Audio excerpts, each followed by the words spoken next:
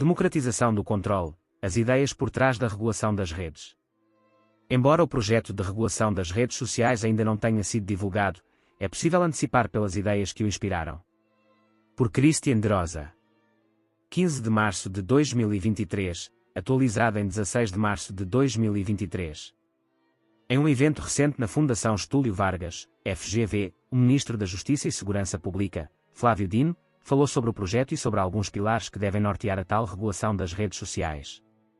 A ideia, que era uma das promessas de Lula na campanha, ganhou condições de ser implantada após os atos de 8 de janeiro.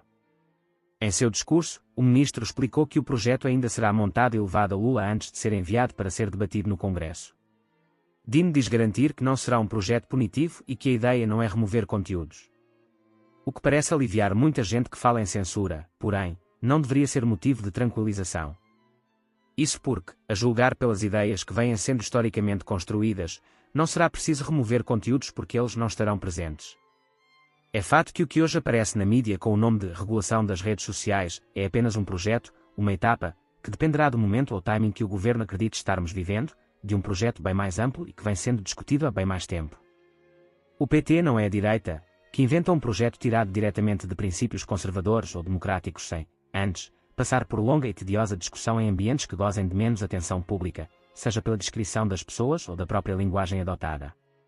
No dia 10 de março deste ano, última sexta-feira, a Secretaria de Comunicação da Presidência, SECOM, se reuniu com um órgão aparentemente desconhecido da grande população. O Fórum Nacional pela Democratização da Comunicação, FNDC. Criado em 1990, o Fórum congrega mais de 500 filiadas, entre associações, sindicatos, movimentos sociais, organizações não governamentais e coletivos que se articulam para denunciar e combater a grave concentração econômica na mídia, a ausência de pluralidade política e de diversidade social e cultural nas fontes de informação, os obstáculos à consolidação da comunicação pública e cidadã e as inúmeras violações à liberdade de expressão. Será então que eles foram à SECOM para defender a liberdade de expressão nas redes sociais? De acordo com a informação do próprio site, na ocasião, foi entregue um documento em defesa do fortalecimento da comunicação pública, que pede a reinstalação imediata do Conselho Curador da Empresa Brasil de Comunicação, EBC, colegiado cassado em 2016. O fórum é coordenado por Admir Sanferro Júnior, ex-presidente da Central Única dos Trabalhadores, CUT, e o secretário executivo, Pedro Rafael Vilela, que é editor da EBC e do site de esquerda Brasil de Fato, ligado à revista Caros Amigos, Fórum e outros grupos de esquerda. De acordo com o site do FNDC, a reunião com a SECOM foi para falar sobre os esforços do governo em ampliar os debates em torno da garantia de direitos digitais nas redes sociais e na internet. Trata-se de uma reorganização do debate, depois do que seus atores consideraram retrocessos após o impeachment de Dilma, o chamado golpe, o governo Temer e o de Bolsonaro. Nos jornais, e no próprio governo, os tópicos debatidos sobre a nova proposta de regulação das redes sociais são técnicos e jurídicos, muitas vezes formais ao extremo e enfeitados por uma linguagem democrática. A base ideológica e programática, porém, mais ampla e abrangente, já foi e vem sendo discutida em outra instância, longe dos holofotes de Brasília, embora tenha os seus representantes bem posicionados em torno do poder. Trata-se da proposta antiga e bem fundamentada da democratização da comunicação, base de todo o intento regulatório do PT há mais de 3 décadas. Ela faz parte dos debates da esquerda académica, de movimentos sociais, ONGs e dos famosos coletivos há muito tempo. O desenvolvimento de uma base comum para essa proposta tem sido impulsionado pelo dinheiro de grandes fundações filantrópicas, que custeiam o trabalho das entidades. Fazendo-se passa por sociedade civil, essas ONGs controladas pelo dinheiro internacional decidirão tudo sem que precise passar por tediosos debates legislativos por deputados e senadores que foram eleitos para isso. Os coletivos estão à frente deste debate desde os anos 2000. Durante o governo Dilma, o Marco Civil da Internet teve como base as mesmas discussões, capitaneadas por membros de movimentos relacionados com o alto escalão do petismo. Como começou o debate e onde ele está? Não há como antecipar medidas práticas e jurídicas, que só o governo irá decidir. No entanto, revisando parte da discussão que amparou a proposta, é possível compreender até onde ela pode chegar. Uma busca genérica nos diz apenas que a democratização da comunicação é o processo de popularização dos meios de comunicação através da pluralização das bases controladoras dos veículos de comunicação. De maneira mais geral, esse debate começou nos anos 1990, quando a internet dava seus primeiros passos. Nessa época, o assunto era ampliar o acesso à TV e ao rádio, seguido do sinal da internet, e, atualmente, parte dessa abordagem cita o 5G, entre outros aspectos mais técnicos. No entanto, desde aquele momento, falava-se na quebra de paradigmas representados pela interatividade proporcionada pela TV digital ou a própria internet. Para a esquerda, a participação popular via internet mudaria, para melhor, o processo revolucionário. Nesse aspecto, eles viram sua utopia ir por água abaixo. Indo para o ponto mais social da questão, fala-se em pluralização no sentido de libertar comunidades mais vulneráveis da influência econômica e colonizadora dos grandes grupos.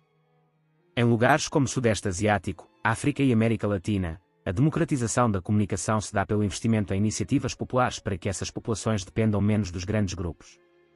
Mas qual o problema dos grandes grupos? Ora, há uma série de problemas, mas para os segmentos mais à esquerda que conduzem esse debate, não há problema maior que a chamada influência neocolonizadora do imperialismo norte-americano. Isso quer dizer que o debate pela democratização levou a grupos e entidades filantrópicas a investir em uma estrutura alternativa de mídia para que essas comunidades não sofressem com a nefasta influência norte-americana. Sim, estamos falando de um debate que ganhou fôlego no período imediatamente após o fim da Guerra Fria. Acontece que o debate é muito anterior. Essa exata perspectiva foi a que norteou o livro Meios de Comunicação, Realidade e Mito, de 1979, organizado pelo sociólogo Jorge Wertheim, e prefaciado por Fernando Henrique Cardoso. Nele, os autores falam abertamente nesse processo de descolonização. O primeiro problema deste debate, portanto, surge da proposta de pluralidade e descentralização econômica da comunicação, sendo que a imensa maioria dos grupos, coletivos, ONGs e movimentos sociais envolvidos é financiada por um pequeno grupo de entidades filantrópicas, da mesma forma como ocorre com o auto-intitulado jornalismo independente, como temos explicado aqui. Isso explica a uniformidade ideológica do debate em torno da democratização da comunicação. No site da FNDC, fica evidente o alinhamento da pauta com as agendas dos financiadores da maior parte dos grupos envolvidos e militantes dessa causa. Para muitos deles, os direitos de minorias sexuais, racismo e tantas outras pautas identitárias, surgiram de legítimas e espontâneas reivindicações. A grande maioria dos ativistas desconhece que o aporte financeiro investido para custear a atividade revolucionária, na verdade, cria e alimenta um conjunto de narrativas que favorece o conflito social para preparar processo que, em última análise, não possuem nada de libertador, mas representam iniciativas de controle. Isso fica evidente pelo paradigma dos seus financiadores, tecnocráticos por definição, e capitalistas no pior sentido da palavra. Para os ativistas, porém, o importante é que o dinheiro está entrando e o trabalho pode ser feito.